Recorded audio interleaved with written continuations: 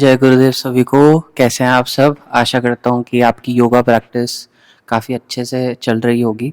तो मैंने भी जस्ट अभी अपना yoga session self practice complete करी है। सो योगा प्रैक्टिस करते हुए कुछ हायर लेवल ऑफ थॉट्स जो आते हैं, I thought I will share it with you giving it a structure. मैंने कुछ लिख के रखा है यहाँ पर भी। तो अगर आप निरंतर योगा प्रैक्टिस कर रहे हो, एक सेंस ऑफ इनर अवेयरनेस आपके अंदर जागृत होगी, उत्पन्न होगी। इनर अवेयरनेस क्या है? आपके बॉडी में एबिलिटी तो होती है कि वो वर्तमान के पलों में रहे, लेकिन बहुत बारी क्या होता है कि जब हम ज़्यादा अपनी लाइफ या फिर माइंड को बाहर की तरफ डायरेक्ट करते हैं रादर देन गोइंग इनवर्ड्स, बाहर के काम हो गए, for example going to job, doing your own work, doing home chores, उसमें क्या होता है, the more and more we communicate with people and interact with people, होता क्या है, there is a lot of dust and dirt which sticks to our mind. तो उसको remove करने के लिए योगा कंसिस्टेंटली प्रैक्टिस करना तो काफ़ी ज़्यादा इम्पॉर्टेंट है ही है। साथ ही साथ योगा आपकी इनर अवेयरनेस बढ़ाती है, बॉडी की एबिलिटी प्रेजेंट मोमेंट में रहने के लिए बढ़ाती है। तो उससे क्या होता है कि आप दो चीज़ें डेवलप करते हो, breath and strength, the ability to handle yourself in tough situation। देखो लाइफ है, परिस्थितियां, विकट परिस्थितियां, दुविधाएं, सब कुछ आएगा ही आएगा, बट मैटर क्या करता है, हमारी स्ट्रेंथ और हमारी ब्रेथ। जो हमारा नर्वस सिस्टम है, हम उसको कितने काबू में रख पा रहे हैं? क्या हमेशा ही हमारा सिंपैथेटिक नर्वस सिस्टम ऑन रहता है, या फिर हम उसे स्विच कर सकते हैं पैरासिम्पैथेटिक में? ये एबिलिटी हमें कौन देता है, ये पावर हमें कौन देता है? ये योग में ही पावर है। क्योंकि योग में इतने तरीके की हम वेरिएशंस करते हैं, अधोमुखी, ऊर्ध्वमुखी हो गया, एंड वृक्षासन हो गया, which really increases your focus. Setubandh हो गया, जो कि एक इन्वर्जन है, and the all the blood flow really move towards the upper body. ये सारे आसन आप करोगे तो it really helps you develop power and strength. अब इतनी पावर और स्ट्रेंथ और ब्रेथ को लेके हम क्या करते हैं, एक इनर डेवलपमेंट हमारी होती है। तो उसमें क्या होता है, मोर अवेयरनेस आएगी, मोर सेटिस्फैक्शन आएगी। जब आपका बॉडी और माइंड कॉम्प्लेक्स एक स्ट्रॉन्ग कनेक्शन बिल्ड कर लेगा, तो आप क्या फील करोगे, that you are very very less critical about your body. बहुत से स्टूडेंट्स भी आते हैं कि सर सिर्फ ये बेली फैट है, ये कम करवा दो।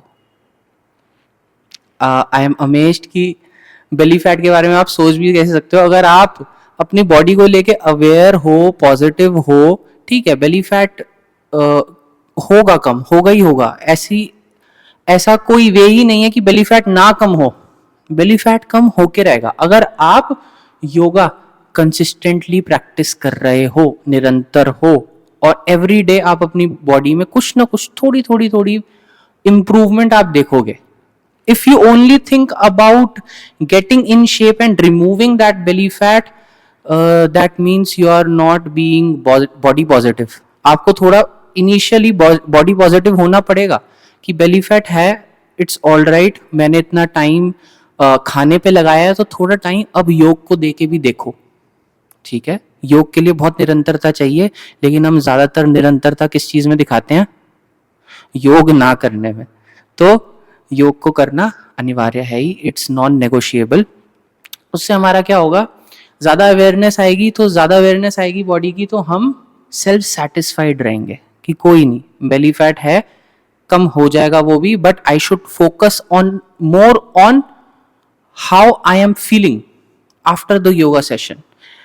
आई डोंट थिंक इस अर्थ पे कोई ऐसा इंसान होगा जिसे योगा करने के बाद, प्रैक्टिस करने के बाद, साधना करने के बाद बुरा लगता हो। ऐसा हो ही नहीं सकता, because your body secretes the happy hormone. ऐसा हो ही नहीं सकता कि आप बैड फील कर रहे हो, you will feel good no matter what. So जब इतना आपका स्ट्रेंथ आ जाएगा, ब्रेथ आ जाएगा, डेवलपमेंट हो जाएगी बॉडी में, सेटिस्फैक्शन आ जाएगी, आप लेस क्रिटिकल हो जाओगे अपनी बॉडी के लिए। उससे क्या होगा, सबसे बड़ी बात, काफी ज्यादा सर्वेज भी हुए हैं इसके ऊपर। एक मेजर सर्वे जो कि हार्वर्ड में ही पेपर जो कंडक्ट हुआ था, उसमें बताया गया, दोज हु प्रैक्टिस योग ऑफन, जो अपने महीने में एटलीस्ट कम से कम 15 से 20 दिन कर रहे हैं योग, they are more aware of their eating patterns. Eating pattern को लेके वो बहुत ज़्यादा अवेयर रहते हैं।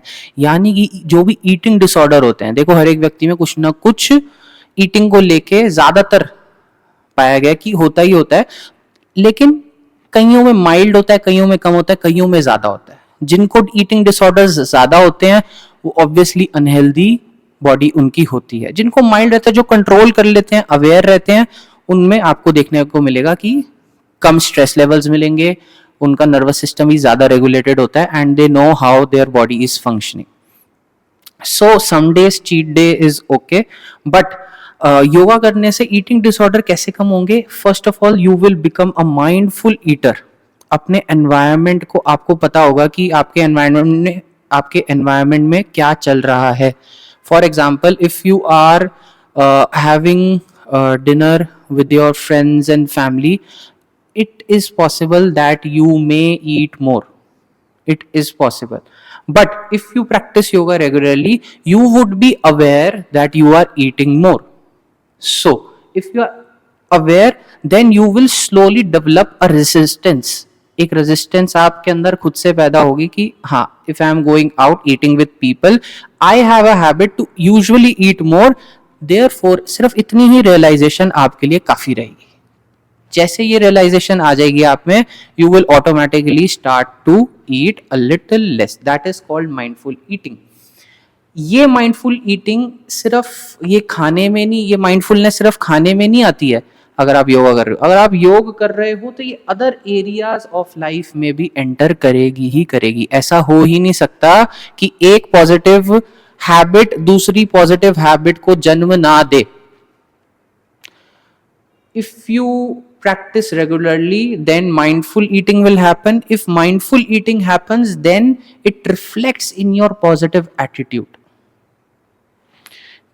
Other areas of life आपको अपने काम में दिखेगा positive attitude, because you then start decoding each and everything. सब कुछ आपके सामने साफ साफ खुल के आ जाएगा, just like a mirror. How you see yourself in mirror, it is reflected back to you. Therefore, if you start eating mindfully more, it will reflect like a mirror in other parts, other aspect of your life. And you will also be aware of how your body feels after eating. If someone is feeling bloated, indigestion, that is a sign, that is a big sign that you need to start now. अभी नहीं तो कभी नहीं होगा. Okay, so this was a small topic which was combined with my experience after intensely practicing my own yoga practice. And I read a survey also of Harvard in which there was eating disorder. So thank you so much for watching my video. If you want me to make more videos like these, so please you can let me know in the comment section. And thank you so much, and keep practicing yoga regularly. Thank you.